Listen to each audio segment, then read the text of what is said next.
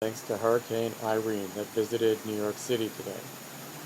Here's a shot showing all the water after it stopped raining coming up onto our backyard. In 2007, the water came up all the way over the grass there, and we got over 2 feet of water in our basement.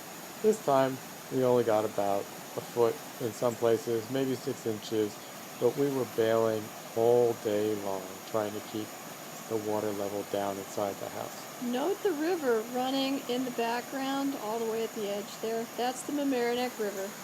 And this is the backyard between us and the river. This is what used to be the floodplain. It's now a nature preserve. It's not developed.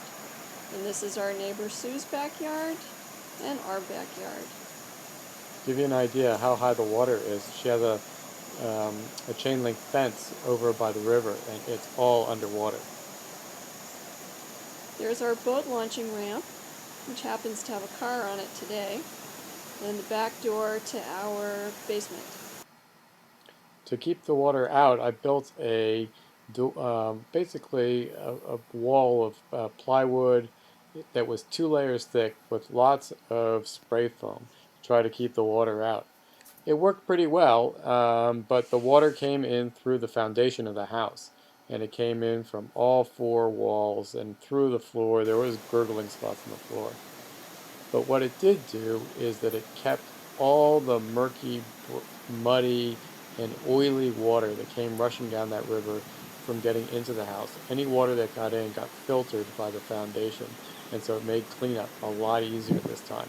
Last time when the flood came in, it just came right in under the door with all that oil. You can see the sheen there right on the grass line, because there's a gas station upstream from us. Yeah, we have a tide line now in our backyard along the fence, and we had whitecaps in the driveway. Time for the gas station again. There's the boat launching ramp from the top, and you can see that we really did have a tide line today. And our neighbor Sue's car. And here's the river, which Not is too bad. normally We're keeping up with just about, 1.5 to 2.5 feet deep. And it's just a little creek. And here it is. You can see across the river the flooded houses.